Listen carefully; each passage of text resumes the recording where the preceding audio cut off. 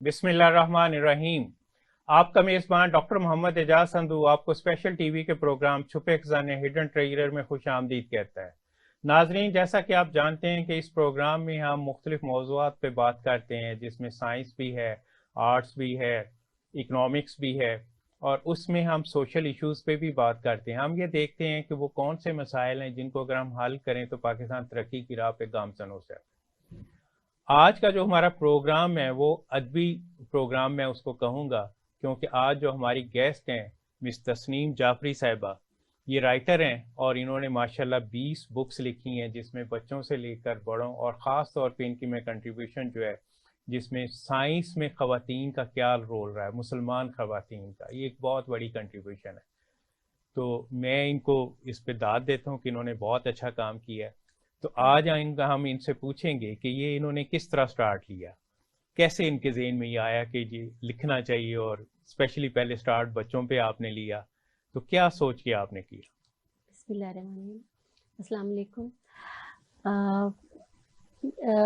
मैं जब मास्टर्स कर रही थी तो मैंने एमए इंग्लिश किया है, तो उसमें ये था कि तो एमए इंग्लिश करके लिखती हैं आप उर्दू में?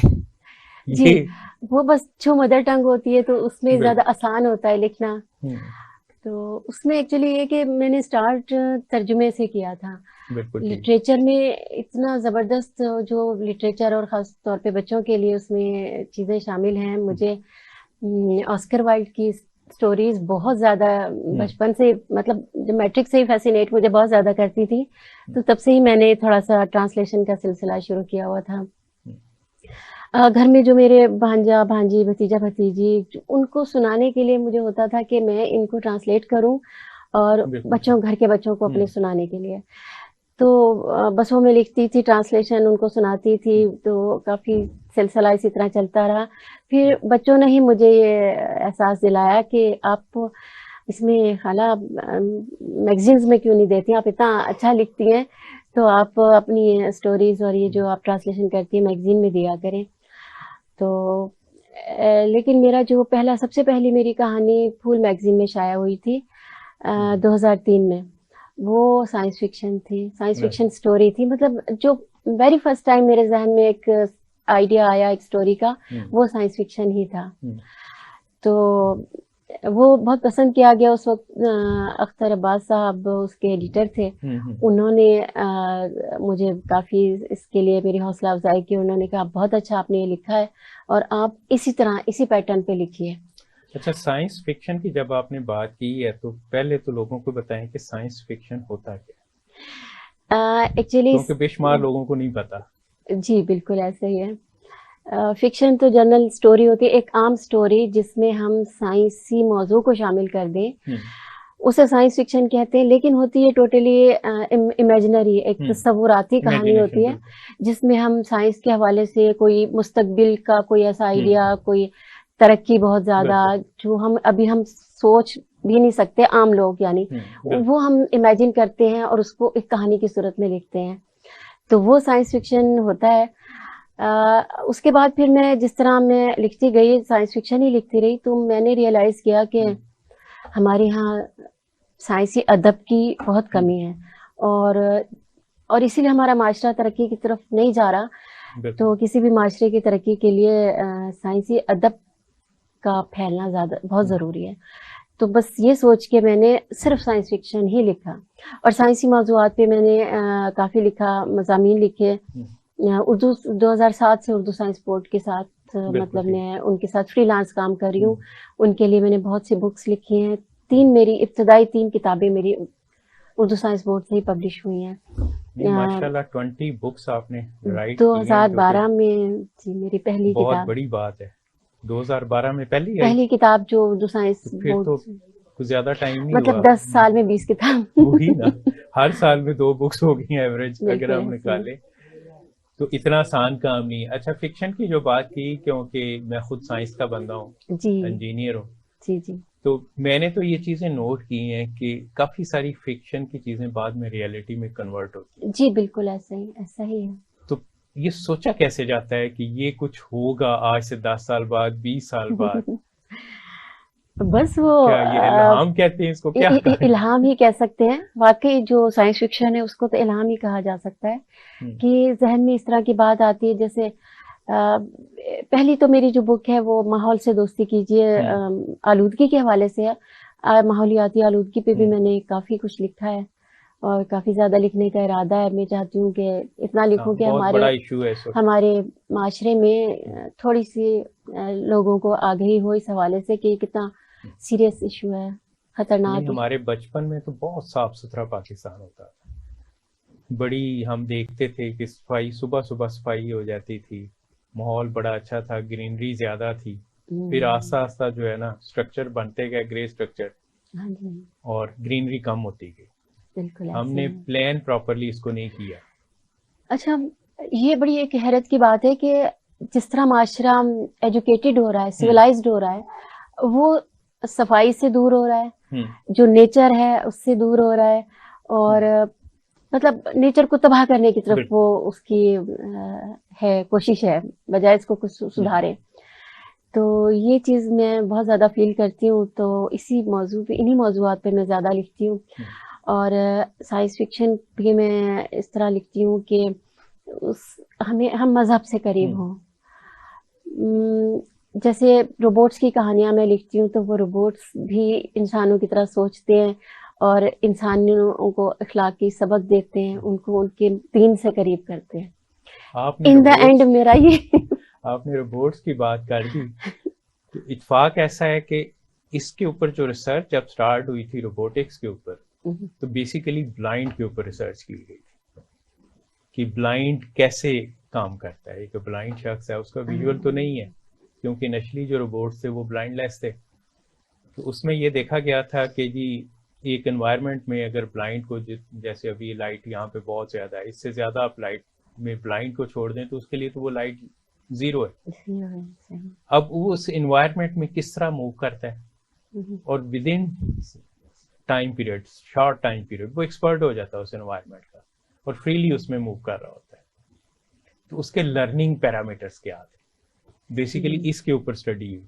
ان لرننگ پیرامیٹرز کو پھر مشین میں انٹروڈیوس کیا گیا، جس کو ہم مشین لرننگ کہتے ہیں. تو روبوٹکس میں بیسیکلی میں اکثر، کیونکہ میں پڑھاتا بھی ہوں یہ سبجیکٹ، تو انٹیلیجنس پہلے آپ کی ہیومن بینگ کے انٹیلیجنس کیا ہے، پھر اس انٹیلیجنٹ کا کچھ پارٹ اور مین جو ہے وہ لرننگ ہے، وہ انٹروڈیوس کرتے ہیں آپ مشین، تو وہ آرٹیفیشل انٹیلیجنس کہلاتی ہے. اور مشین لرننگ تو آج کل بہت سبجیکٹ اس کا کافی ہے. تو اس حوالے سے تو انگلش، رائٹنگ اردو میں، اور پھر روبوٹکس. ایکچولی میں نے بی ایس سی کیا تھا اور ایم ایس سی، اور یہ سائنس مطلب میرے فیوریٹ سبجیکٹ ہوتے تھے. تو بی ایس پھر کچھ مدر بیمار رہنے لگی تو میں پھر اسٹڈی جو کرتی ہیں، مطلب ایک میں جیسے ایک کہانی میں نے لکھنی ہے، کوئی سائنس فکشن جب میں نے لکھنی ہے تو میں اس کے لیے سرچ کافی کرتی ہوں کہ وہ جو میں لکھ رہی ہوں نا وہ حقیقت سے بھی قریب ہو، وہ صرف ایک امیجنری چیز نہ ہو، بلکہ پڑھنے والے کو پتا چلے، اس کے بارے میں سیکھنے کا بھی موقع ملے. تو میں خود کافی زیادہ سرچ کرتی ہوں.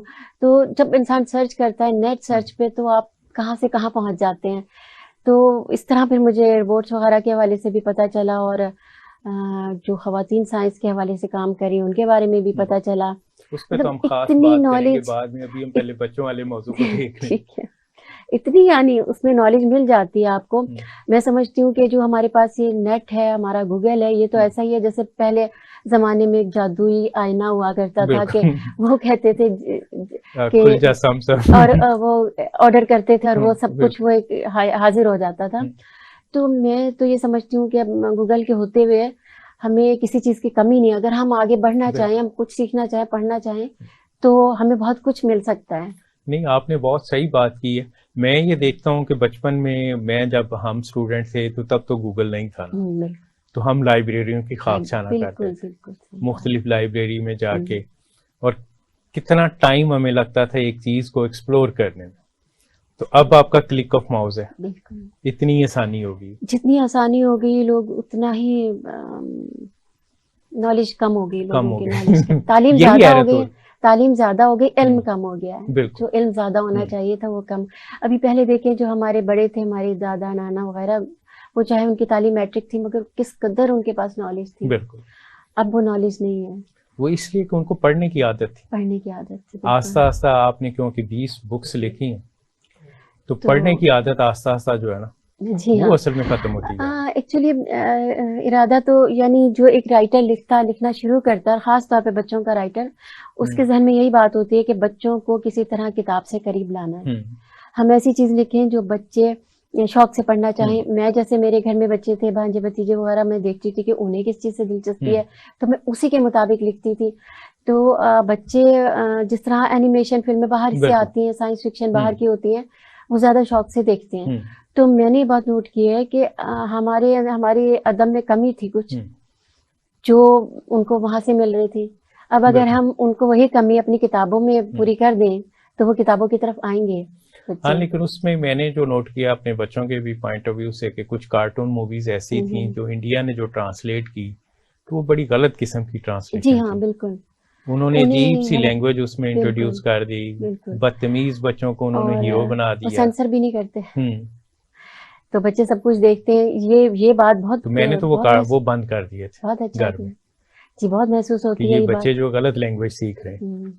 ایسے ہے. تو آپ نے کس طرح ان کو جو ہے نا پھر, میری تو کوشش یہی ہوتی ہے کہ اخلاقی سبق پہلے ہو, چاہے وہ سائنس فکشن ہے, لیکن اس کو اس طرح گھما پھرا کے ہم نے بتانا ہے کہ جو پڑھنے والے کو دلچسپ لگے, وہ یہ نہ لگے کہ ہمیں کوئی سبق دینے کی کوشش کی جا رہی ہے. تو وہ ایز اے اسٹوری اس کو پڑھنا شروع ہو اور اس کا انٹرسٹ بلڈ ہوتا جائے اور وہ پڑھتا ہے. جی بالکل. اور بچوں کے لیے ریڈنگ ہیبٹ بھی بلڈ ہو جائے. ابھی میرے گھر کے بچے تو بہت شوق سے میری اسٹوریز پڑھتے تھے.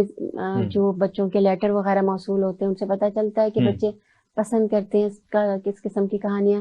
تو بس پھر میں زیادہ سائنس فکشن ہی لکھتی ہوں. اردو سائنس بورڈ نے بھی میری ایک کتاب جو کمپائل کی ہوئی سائنس فکشن کی, میری سے ایک پیغام, اس میں کہانیاں کافی ساری وہ انہوں نے پبلش کی تھی. پھر سائنسی مضامین کے حوالے سے کتاب پبلش کی. آپ کی یہ جو بک زندگی خوبصورت ہے تو عنوان ہی اس کا ماشاءاللہ بہت خوبصورت ہے. اس میں آپ نے کیا لکھا ہے؟ یہ بڑی اسپیشل کتاب ہے. یہ ایکچولی منشیات کے حوالے سے ہے. نوجوانوں میں, بچوں میں منشیات کا جو رجحان, جیسے اسکول کالجز میں یہ بڑا ایک خوفناک سا احساس ہوتا ہے جب سوچتے ہیں کہ بچوں میں یہ چیز پھیلائی جا رہی ہے, نشے کی عادت. اور نوجوانوں میں, ٹین ایج بچے جو اسکولوں میں اس وقت کافی زیادہ اسکولز میں بالکل, اور ہائر سیکنڈری اسکولز میں بچوں میں. تو منشیات کے حوالے سے بہت زیادہ, مطلب پچھلے 10-12 سالوں میں بہت زیادہ کہا گیا ہے, لکھا گیا ہے. تو ایکچولی ہماری میڈ ہے نا جو ہمارے گھر میں کام کرتی ہے, وہ اپنی سٹوری سناتی تھی. اس کا ہسبینڈ نشہ کرتا تھا, اس کے گاؤں میں بہت سے لوگ نشہ کرتے تھے. تو میں اس کی کہانیاں سنتی رہتی تھی, لیکن میں نے کچھ اتنا نوٹس نہیں کیا. میں نے کہا تو ایک عام ایشو ہے. پھر ادبی اطفال کانفرنس ہوئی تو انہوں نے اس میں لاک ڈاؤن کے دوران, خصوصی طور پہ 2020 میں, انہوں نے یہ موضوع رکھا کہ کرونا, لاک ڈاؤن اور نوجوانوں میں منشیات کا رجحان. تو میرے لیے یہ بات بڑی حیران کن تھی. میں نے اس پہ تقریر کرنی تھی. میں نے جب اس کو سرچ کیا اور نیٹ پہ اور گوگل سے, اور تو بڑی انکشافات ہوئے کہ, اور بچے, چھوٹے بچے, ینگ جو تھے, ان کو منشیات کی طرف لگایا گیا. کن لوگوں نے لگایا؟ ایک بچے نے لکھا کہ میں جس چاچا کے پاس تندور سے روٹیاں لگوانے جاتا تھا, اس نے مجھے منشیات کی طرف لگایا. اور اس طرح کافی سارے واقعات ہو گئے. پھر مجھے اپنی میٹ کے کہیں بھی کہانیاں یاد آئی. کیفیٹیریا بہت بڑا سورس ہوتا ہے. بالکل. تو وہ ساری چیزیں پھر میں نے اکٹھی کر کے پھر میں نے ناول کی شکل میں اس کو لکھا, اور اس کو اکادمی ادبیات اطفال نے پبلش کیا. اور اس کو پھر 22 میں UBL لٹریری ایوارڈ بھی اس کتاب کو ملا. بہت زبردست. تسنیم جعفری صاحب, ابھی کیونکہ بریک کا ٹائم ہو گیا تو بریک کے بعد آ کے ہم آپ کی باقی بک کے اوپر ڈسکشن کرتے ہیں. جی ناظرین, بریک کا وقت ہو گیا ہے اور بریک کے بعد آ کے ہم اپنے پروگرام کو کنٹینیو کریں گے یہیں سے.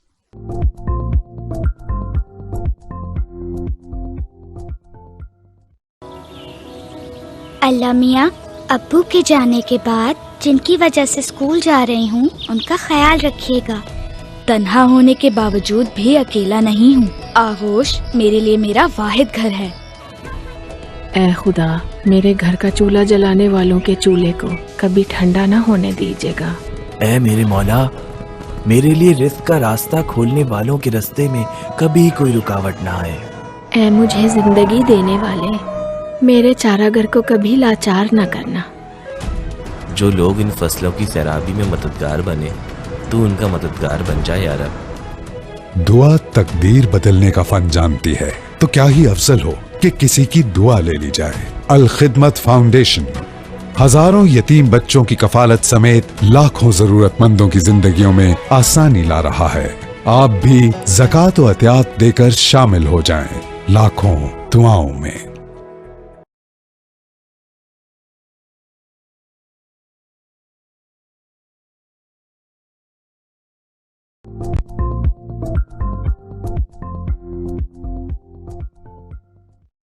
Welcome back. वक्फे से पहले हम बात कर रहे थे आपकी बुक ज़िंदगी खूबसूरत है। उसमें हमने डिस्कशन की कि जो बेसिकली बच्चों में मुंशियात की आदत बढ़ती जा रही है, उसकी वजह से वो ज़िंदगी से दूर हो रहे हैं।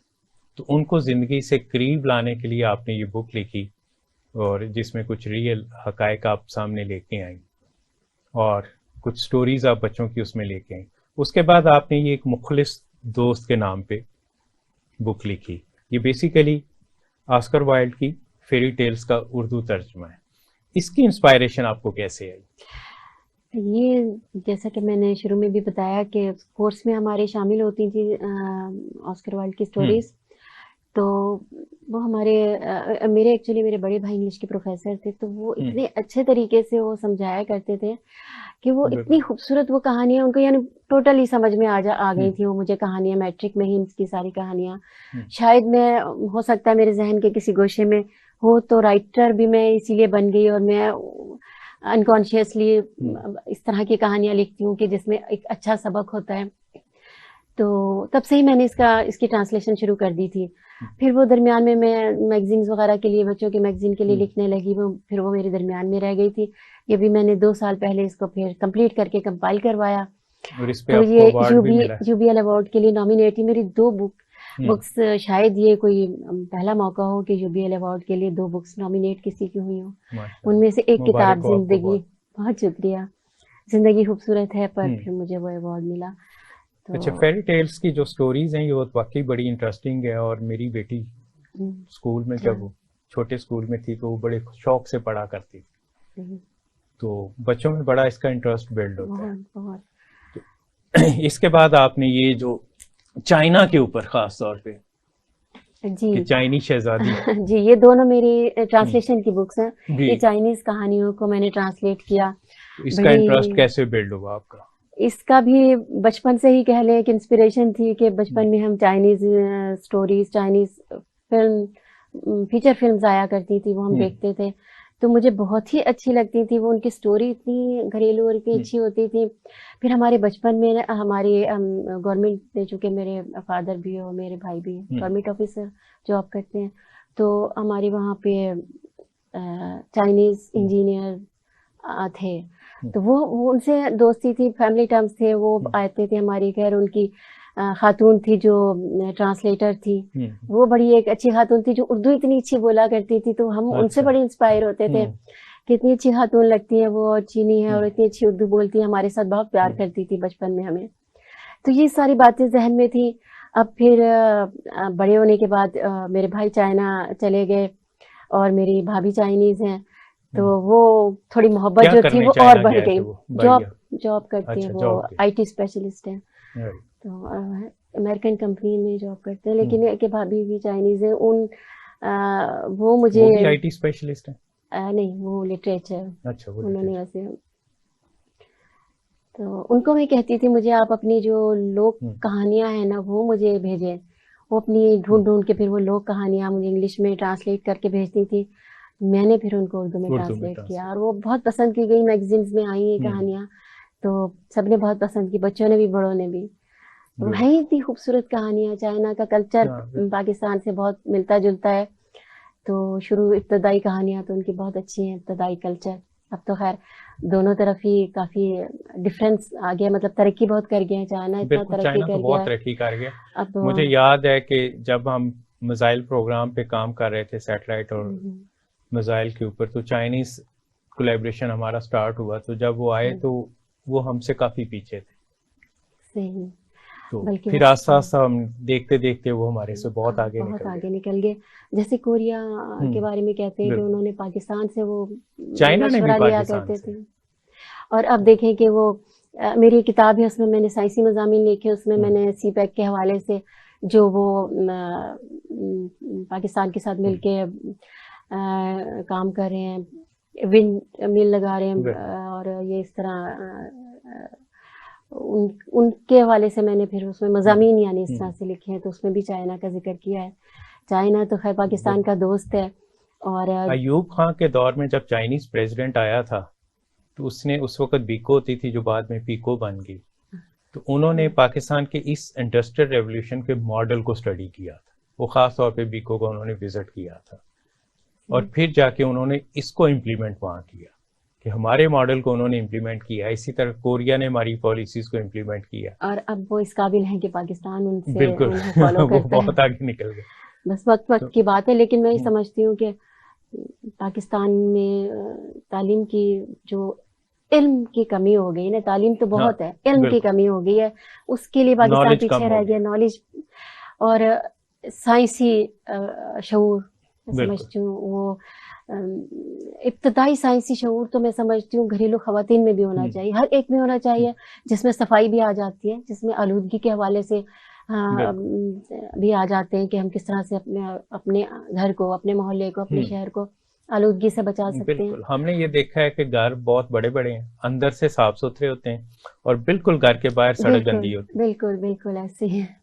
میری جو پہلی کتاب اردو سائنس بورڈ سے شائع ہوئی تھی, یہ جو سب سے نیچے رکھی ہے, ماحول سے دوستی کیجیے, اس میں یہ ایک ایکچولی پروجیکٹ تھا یونیسکو کا. انہوں نے کہا کہ بچوں کے لیے ایسی مختصر سی کتابیں شائع کریں کہ جس سے کچھ ان کو سیکھنے کو بھی ملے. تو پھر میں نے میرے ذہن میں پہلی بار آلودگی کے حوالے سے میں نے کچھ لکھا, میرے ذہن میں یہ بات آئی, تو انہوں نے اس کو سلیکٹ کیا پبلش کرنے کے لیے, اس میں رائلٹی بھی ملی.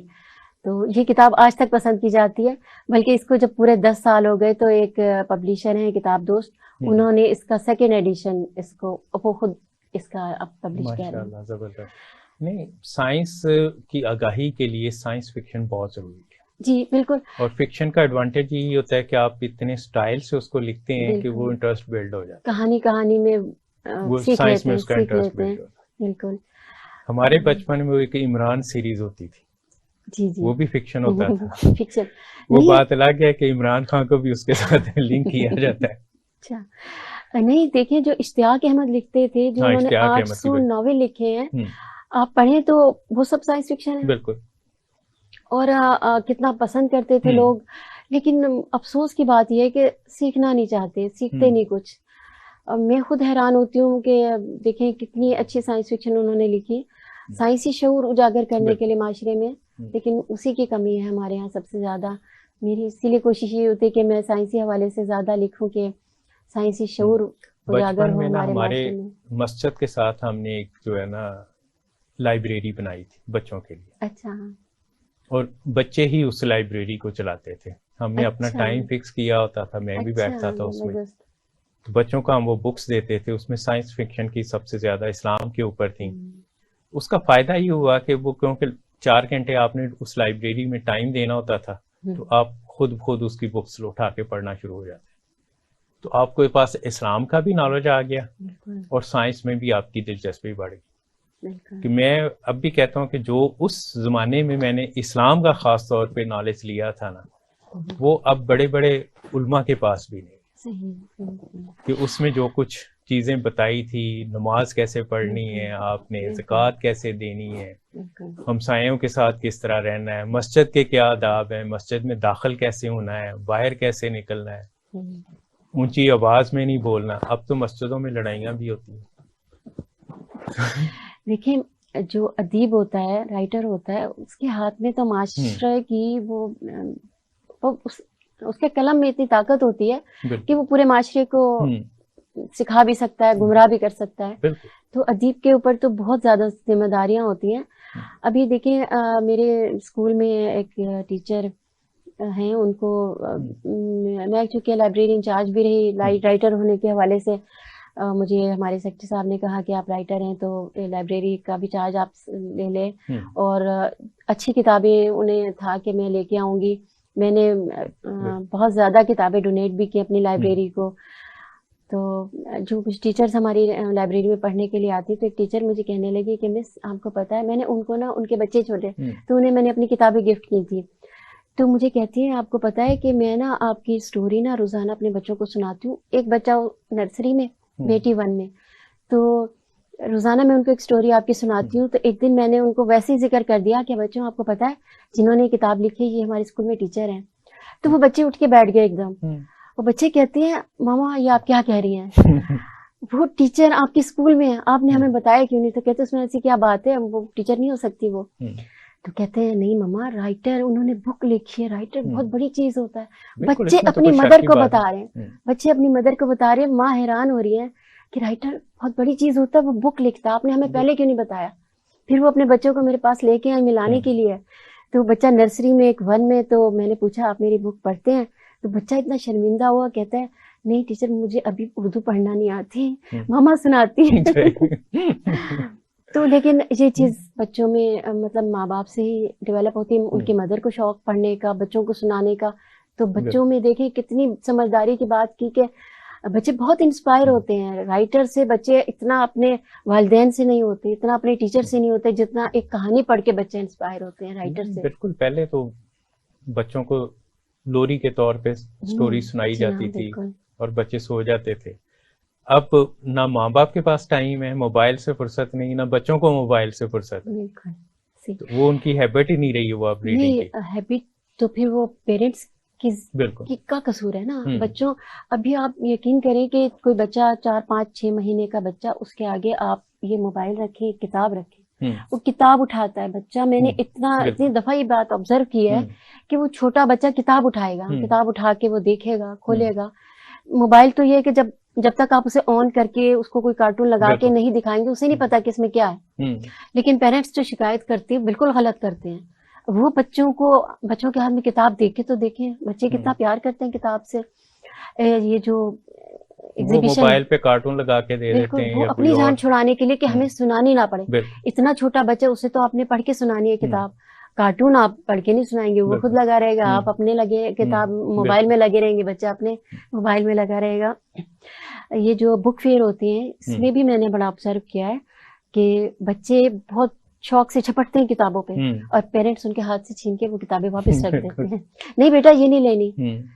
تو یہ المیہ ہے کہ وہ پیرنٹس ایسے ہیں کہ بچے کیا کریں. پھر رائٹر کا تو بہت بڑا کردار ہوتا ہے قوم کو, معاشرے کو بنانے اور بگاڑنے دونوں میں.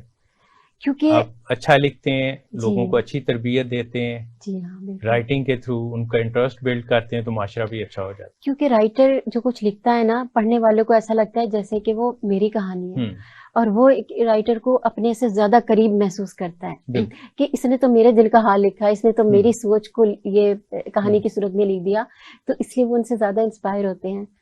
تو میرا میں نے ادبی گروپ بھی ایک بنایا ہوا ہے, تو اس میں جی بالکل, آپ نے ایک گروپ بنایا ہوا, اس کے بارے میں ضرور لوگوں کو بتائیں تاکہ لوگ اس میں پارٹیسپیٹ کریں.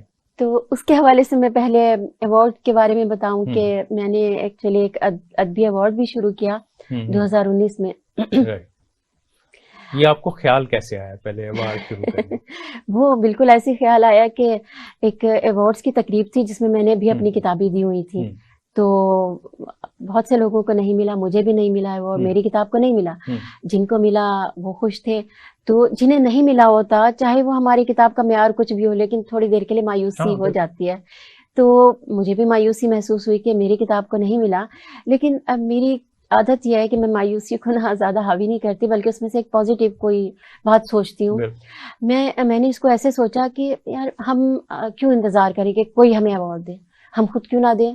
اگر ہم تھوڑا سا ہم اس قابل ہیں, اللہ تعالیٰ نے ہمیں مطلب اس طرح کہ میں جاب کرتی ہوں, میری جو سیلری ہے وہ اتنی ہے کہ میں ایک ایوارڈ دے سکوں کسی ادیب کو. کتنی حوصلہ افزائی ہوتی ہے انسان کی, وہ جس کو ملتا ہے وہی سوچ سکتا ہے, وہ انکریجمنٹ وہی سوچ سکتا ہے. تو میں نے پھر اسی وقت میں نے فیصلہ کیا کہ یہ میں بھی شروع کروں گی ایوارڈ. اور چونکہ میں اردو سائنس بورڈ کے ساتھ بھی میرا کافی کام کرتی رہی, اردو سائنس بورڈ ایوارڈ دیتے تھے, تو میں نے یہ مطلب یہ نہیں سوچا کہ میں ایک ٹیچر ہوں, میری اتنی حیثیت ہے یا نہیں ہے, لیکن میں نے بڑی اونچی چھلانگ لگائی اور میں نے کہا کہ وہ 1 لاکھ روپے کے ایوارڈس دیتے تھے تو میں بھی 1 لاکھ سے ہی شروع کرتی ہوں. بس وہ میری ذاتی سیونگ ہوتی ہے جو میں کرتی ہوں. نہیں, یہ بہت بڑی بات ہے کہ ذاتی سیونگ سے آپ نے ایوارڈ کا سلسلہ شروع کیا. لوگ تو 1 پیسہ نہیں دینا چاہتے کسی کو. ایسے ہی ہے. اچھا, لوگوں کی مینٹالٹی دیکھیے کہ وہ اپوزٹ سوچتے ہیں, یہ نہیں سوچتے کہ یہ ایک ٹیچر ہے, یہ ایسا کام کر رہی ہے. میں نے یہ سوچ کے کیا کہ بہت سے ہمارے مخیر حضرات ہیں, ان کو تھوڑی سی انسپریشن ملے گی, وہ بھی ایک کام کریں گے, آگے آئیں گے. تو لیکن لوگوں کا تھوڑا سا میں نے الٹا ایٹیچیوڈ دیکھا, وہ سمجھتے ہیں کہ اگر یہ 1 لاکھ روپے کے ایوارڈ دے رہی تو اس کا مطلب یہ کہ اس کے پاس بہت جائیداد ہے, یا یہ کوئی ٹرسٹ ہے, یا کوئی اس کو اسپانسر کر رہا ہے. وہ الٹا, وہ پھر پرسنل وہ چاہتے ہیں کہ ہماری بھی ہیلپ کر دیں. وہ بالکل یہ انفارچونیٹ ہے ابھی, کیونکہ ہمارا بریک کا ٹائم ہو گیا دوبارہ. جی ناظرین, بریک کے بعد آ کے ہم دوبارہ ڈسکشن کریں گے, اور ہم خاص طور پہ سائنس میں خواتین کا کیا رول رہا ہے, اور مسلمان خواتین, اس پہ ہمارا زیادہ فوکس.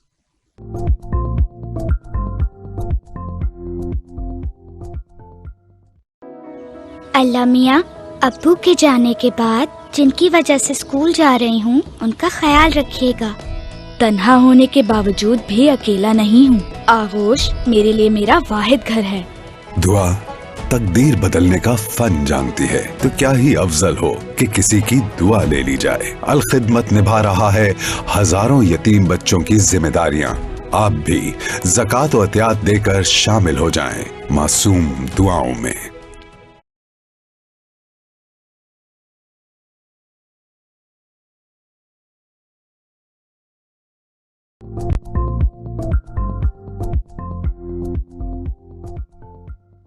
Welcome back.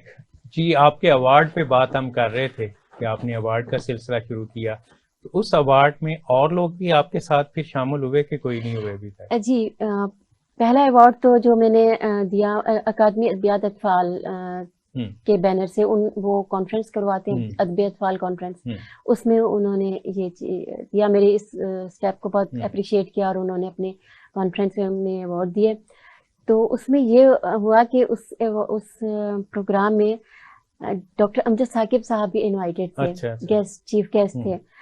تو جب یہ ایوارڈ تسنیم جعفری ایوارڈ مل گئے تو انہوں نے بھی اپنا جو ان کا ادارہ ہے اخوت ایوارڈ کا اعلان کیا کہ وہ بھی 50,000 کا ایک ادبی ایوارڈ انہوں نے بھی کیا. اور ہمدرد والوں نے بھی ایک پروگرام شروع کیا تھا, مجھے یاد پڑتا ہے, نون حال کے نام پہ انہوں نے ایوارڈ تھا, ہاں کچھ شروع کیا تھا. اس کے بعد مجھے نہیں, کیونکہ میں کافی عرصے سے لنک نہیں رہا, میں درمیان میں باہر چلا گیا. تو ہمدرد فاؤنڈیشن ہے, میری نالج میں ان کا ایوارڈ نہیں ہے, کیونکہ ادب سے تو تعلق ہے, ادبی اطفال سے تو کوئی ایوارڈ ایسا حکیم ہوتا سعید نے اناؤنس کیا تھا, بعد میں آئی ڈونٹ نو اس کو کنٹینیو رکھا گیا, کنٹینیو شاید نہیں ہوا, کیونکہ اب نہیں ہے کوئی ایوارڈ. اب یہ ادبی اطفال کا پہلا ایوارڈ تھا, جو نجی ایوارڈ جو میں نے دیا. اس کے بعد پھر نیکسٹ ایئر انہوں نے مسرت لانچی صاحبہ نے بھی اپنے والد کے نام سے ایوارڈ شروع کیا. ایک صاحب نے اپنی بچی کے نام سے ایوارڈ کہا کہ 15,000 کا, کہ جو ٹین ایج بچے لکھتے ہیں, ناول نگار ہیں, ان پہ ان کو ایوارڈ دینے کو انکریج کرنے کے لیے, تاکہ نیو رائٹر سامنے آئے. جی جی. تو اس ایوارڈ کے بعد یہ ہوا کہ بہت لوگوں کی کتابیں آئیں ایوارڈ کے سلسلے میں, بہت لوگوں سے ملاقات ہوئی. تو مجھے یہ ہوا کہ میری نالج اس حوالے سے کم ہے کہ میں بچوں کے رائٹرز کو نہیں جانتی, بچوں کی جو کتابیں ہیں ان کو نہیں. تو اس لیے میرا, ورنہ اس سے پہلے فیس بک پہ میں اتنا زیادہ ان نہیں تھی, کوئی میرا انٹرسٹ نہیں تھا, لیکن میں نے پھر فیس بک گروپ ایک بنایا ادیب نگر کے نام سے. میں نے سارے ادیبوں کو اس میں ایڈ کیا, اسپیشلی بچوں کے ادیبوں کو. اب 3-4 سال ہے یہ, تو میں اس میں بھی مقابلے کرواتی ہوں, کیونکہ بہت سے رائٹرز نے کہا کہ آپ ایوارڈ ان کو دیتے ہیں جن کی کتاب پبلش ہو چکی ہو, جن کی ابھی کتاب پبلش نہیں ہوئی یا نہیں کروا سکتے, وہ کیا کریں. تو پھر میں نے اسٹوری رائٹنگ پہ کہ پورے سال میں جس کی سب سے زیادہ اسٹوریز پبلش ہوئی ہیں اس پہ پھر میں نے ایک ایوارڈ رکھا. اس طرح میں کئی چھوٹے چھوٹے ایوارڈ اپنے گروپ میں بھی دیتی ہوں, تو وہ کافی اپریشیٹ کرتے ہیں. نئے لکھاری, نئے ادیب کافی سامنے آئے ہیں, اور بڑی خوشی کی بات ہے کہ ٹین ایج ادیب رائٹر ٹین ایج بہت ہیں, تو انہوں نے بھی کسی نہ کسی طرح اپنی بکس پبلش کروائی ہیں, اور بڑی خوشی ہوتی ہے. دیکھیں یہ تو ایک میں سمجھتی ہوں بہت ہی زیادہ اخلاص کی علامت ہے بچوں کا ادب, کیونکہ بچوں کے ادب کو نہ کوئی اپریسیشن ملتی, نہ کوئی ایوارڈ ملتا, نہ کوئی داد بھی نہیں ملتی, لیکن لوگ لکھتے بھی ہیں اور اتنی خوبصورت کتابیں وہ اپنے خرچے سے پبلش کرواتے ہیں. بالکل پبلش کروا کے ظاہر مارکیٹ میں ہی لاتے ہیں وہ, تو اپنا خرچہ یعنی وہ کرتے ہیں. اتنا اس طرح کوئی ادیب نہیں کرتا جو بچوں کے ادیبوں کو کرنا پڑتا ہے, اور وہ بیچارے سہ رہے ہیں اور کر رہے ہیں, لگے ہوئے ہیں, پھر بھی ایفرٹ کر رہے ہیں, کبھی نہ کبھی ریکگنیشن ہوگی. بالکل ایفرٹ کر رہے ہیں. تو میرا بس تھوڑا سا یہ ایم ہے کہ بچوں کا ادیب تھوڑا سا اوپر آئے, ان کا بھی لیول تھوڑا اوپر آئے, ان کے بھی ناولز ہزاروں کی تعداد میں پبلش ہوں, لاکھوں کمائیں, وہ بھی ان کا بھی ہونا چاہیے, جو پاکستان میں نہیں ہے. سب جگہ ہے, پاکستان میں نہیں ہے. جیسے کرونا کے دوران ایک بچی نے ڈالز کے ڈریسز کرنے شروع کیے, اس نے فیس بک پہ ڈالے, پھر آہستہ آہستہ باہر سے اس کو آرڈر آنا شروع ہو گئے, تو اس کا وہ کافی مشہور ہوا تھا. تو بچوں نے بے شمار اس طرح کے کام کیے ہیں. بالکل بالکل, بچوں نے تو کرونا کے لاک ڈاؤن میں تو جو ٹین ایج بچے ہیں انہوں نے بڑے حوصلے کا مظاہرہ کیا ہے, کہ ورنہ بچے رہتے کہاں رہ سکتے ہیں, گھر میں بیٹھ کے تو نہیں رہ سکتے. تو وہ واقعی. اب ہم آپ کی اس بک کی طرف آتے ہیں جس کا ہم نے وقفے میں ذکر کیا تھا, منزل ہے جن کی ستاروں سے آگے. اچھا, اس کا ہم سٹارٹ لیتے ہیں عرفہ کریم سے. عرفہ کریم ینگ ہماری سائنٹسٹ تھی, جس نے بل گیٹ سے ملاقات اچھا, بھی میں کی. ابھی ایک اپنی اور بھی کتاب جس میں عرفہ کریم پہ بھی ایک نظم شامل ہے, میرے وطن کی یہ بیٹیاں. اچھا, میرے وطن کی بیٹیاں, یہ میں نے سب سے پہلے لکھی تھی. اس میں میں نے ساری جو ہماری لڑکیاں کام کر رہی ہیں, جیسے یہ مریم مختار تھی, فائٹر پائلٹ تھی, اور ایک یہ انہوں نے ماؤنٹ ایوریسٹ چوٹی فتح کی تھی, اور اس طرح یہ ساری خواتین ہیں جن سے یہ دیکھیے گا پلیز. اس میں عرفہ کریم کا بھی اس میں نے یہ ایکچولی منظوم ایک خراج تحسین ہے, میں نے ان میں نظمیں لکھی اور ان سب خواتین کو ڈیڈیکیٹ کی. ملالہ یوسف, یہ کتاب ماورا نے پبلش کی تھی. فاروق, عرفہ کریم, افشاں افسر, شرمین عبید چنائے. اب ان میں بہت سی خواتین جی ان کے کارنامے خبروں میں آتے ہیں, ٹی وی پہ آتے ہیں, آنے کے بعد پھر وہ سب بھول جاتے ہیں. تو ان سب کو میں نے منظوم خراج تحسین اس کتاب میں پیش کیا. یہ 2017 میں پبلش ہوئی تھی. اس کے پیچھے یہ تھا بیک گراؤنڈ کے جو 8 مارچ کو خواتین کا دن منانے کے لیے, تو ہمارے پاس پھر ہمارے اسکول کالجز میں بھی یہ ہوا کہ جی یہ منایا جائے یہ دن. تو اس میں ہمارے پاس کچھ بھی نہیں تھا, کوئی مواد نہیں تھا, کوئی اس میں نظمیں نہیں, کوئی کچھ نہیں ہمیں ملتا تھا. بڑا ہم اپنے اسکول میں بھی جب پروگرام کرنا چاہتے تھے تو ہم سوچتے تھے کہ وہ ہماری بس ایک نظم ہے, ہم مائیں, ہم بہنیں, ہم بیٹیاں, بہت خوبصورت نظم ہے, لیکن وہ بس ایک ہی نظم ہے. اس کے علاوہ خواتین کے حوالے سے نہ کسی نے لکھا, نہ کچھ ایسا سامنے آیا. تو میرے ذہن میں بہت شدت سے یہ چیز تھی کہ ہمیں کچھ ایسا لکھنا چاہیے. میں نے وہ پھر ایک بڑے پبلشر, کلاسک پبلشر کے تھے انکل آغا امیر, جن کی ڈیتھ ہو گئی, وہ میری یہ کتاب پبلش کی تھی انہوں نے. تو میں نے ان سے کہا, میں نے کہا انکل دیکھیں یہ میرے ذہن میں آئیڈیا ہے, تو آپ رائٹرز کو کہیں, شاعروں کو کہیں کہ خواتین کے حوالے سے کچھ لکھیں, ان کی کوئی کتاب پبلش کریں آپ. تو کہتے ہیں آپ کے ذہن میں کچھ ہے. میں نے کہا جی. تو کہتے ہیں آپ خود لکھیں. میں نے کہا لیکن میں شاعری تو نہیں کرتی اور یہ میری فیلڈ نہیں ہے شاعری. کہتے ہیں لیکن آپ کے پاس پیشن ہے, آپ یہ کر سکتی ہیں. میں نے پھر آہستہ آہستہ نظمیں لکھنی شروع کی. تو میں نے اتنی نظمیں لکھ لی, پھر میں نے ان ساری خواتین کو ڈیڈیکیٹ کی. تو پھر یہ ماورا نے میری کتاب پبلش کی. اس میں انہوں نے پھر لکھا کہ یہ ایک مختلف نوعیت کی شاعری ہے, تعریف کی یعنی اس کی. اچھا, اب یہ اس کے بعد میں نے 2018 میں یہ میں نے منزل ہے جن کی ستاروں سے آگے, یہ کتاب میں نے چونکہ دراصل اردو سائنس بورڈ کے لیے لکھی تھی. وہ سائنسی حوالے سے کام کیونکہ وہ زیادہ ہوتا ہے وہاں پہ, اور یہ نرگس ماول والا ہیں, تسنیم زہرا ہیں, اور ہبا رحمانی ہیں جو راکٹ انجینئر ہیں. تو یہ سب خواتین جب میں نے ان کے بارے میں جانا شروع کیا, سرچ شروع کی, تو اتنی خواتین سامنے آ گئی, آپ یقین کریں کہ میں خود حیران. 45 تقریباً میں نے اس میں سرچ کی خواتین, ان سے جن سے رابطہ ہو سکا ان کا میں نے ذاتی بھی طور پہ بھی انٹرویو لیا. کچھ کا نہیں ہو سکا تو میں نے ان کا گوگل سے ابھی پنجاب یونیورسٹی کی ایک گریجویٹ بچی نے گوگل جوائن کی ہے. جی اس میں میں نے لکھا ہے وہ گوگل میں انجینئر ہیں, ایپل میں انجینئر ہے خواتین, اور دیکھیں ناسا میں یہ لڑکی ہبا رحمانی ناسا میں راکٹ انجینئر ہے, اور اس کی پرمیشن کے بغیر یہ وہاں ڈائریکٹر ہے. کوئی جہاز خلا میں نہیں جا سکتا ان کی پرمیشن کے بعد. تو اتنا فخر ہوتا ہے کہ پاکستانی لڑکیاں اتنا کام کر رہی ہیں. تو پھر میں نے ان سب کی یہ کتاب کمپائل کی. یہ پریس فار پیس ایک ادارہ ہے یوکے کا, پہلے اس کے کوالٹی ٹیسٹ ہوتے ہیں. جی کوالٹی ٹیسٹ وہ تو یہ کیونکہ اس کو ہیڈ کرتی ہے کوالٹی, یہ جب تک اوکے نہیں کرتی جی بالکل تو وہ فلائی نہیں کر سکتا. تو ہم یہ کہہ سکتے ہیں کہ پاکستانی لڑکی کی پرمیشن کے بغیر ناسا میں کوئی جہاز پرواز نہیں کر سکتا. تو چاہے وہ اسپیس شٹل ہو چاہے راکٹ ہو. جی بالکل. اب لڑکیوں کی انسپریشن کے لیے ہی ہے یہ سب کہ ہمارے یہاں خواتین. اچھا پھر میں نے شروع کس سے کیا؟ فاطمہ جناح سے. دیکھیے ہمارے یہاں فاطمہ جناح جو تھی وہ سب سے پہلے ڈاکٹر تھی, رول ماڈل ہیں, اور انہوں نے جس طرح سے سفر کیا پاکستان تو اس وقت نہیں تھا, مسلمان خواتین اور بچوں کے لیے جتنا کام کیا انہوں نے, کہ وہ کس طرح ٹی بی کے مرض میں مبتلا ہوتے تھے. وہ ان کا پیشن تھا کہ ڈاکٹر میں کسی طرح بن جاؤں انسانیت کی خدمت کرنے کے لیے. ڈاکٹر نہیں بن سکی تو بیچاری ڈینٹسٹ بن گئی, لیکن ایک ڈاکٹری کی تعلیم انہوں نے حاصل کی.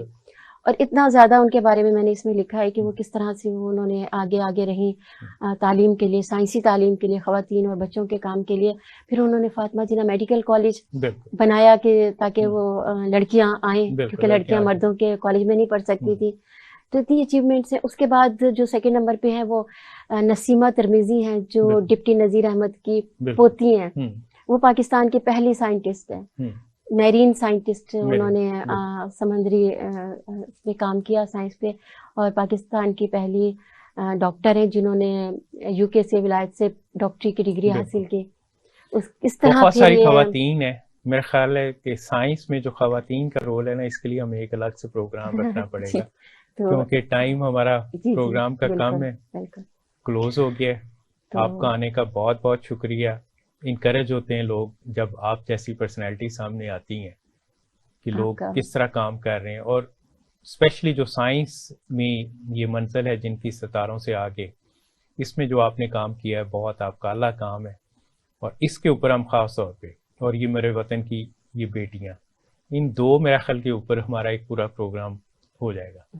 تو انشاءاللہ پھر ہم آپ کو تکلیف دیں گے اپنے پروگرام. بہت شکریہ, آپ نے بلایا اور مجھے میرے خیالات کا اظہار کرنے کا موقع دیا, اس کے لیے بہت شکریہ. جی ناظرین, اب کیونکہ ٹائم ختم ہو گیا ہمارے پروگرام کا, ہمیشہ ہمارا ٹائم کم رہ جاتا ہے, تو تسنیم جعفری صاحبہ کی 20 بکس اور ان کے ایوارڈز, اور پھر انہوں نے خود ایوارڈ شروع کیے ہیں, ایک بہت اچھی کاوش ہے. ہمارے پاس اس طرح کی بے مثال مثالیں موجود ہیں. ہمارے پروگرام میں ہم کوشش کرتے ہیں کہ ایسے لوگوں کو سامنے لایا جائے جن کے بارے میں لوگوں کو ابھی نہیں پتا, اور باقی لوگ ان کی پیروی کریں اور آگے بڑھیں, اور اسی طرح اچھا معاشرہ تشکیل دیتا ہے. اس کے ساتھ اپنے میزبان ڈاکٹر محمد اعجاز سندھو کو اجازت دیجیے. اللہ حافظ.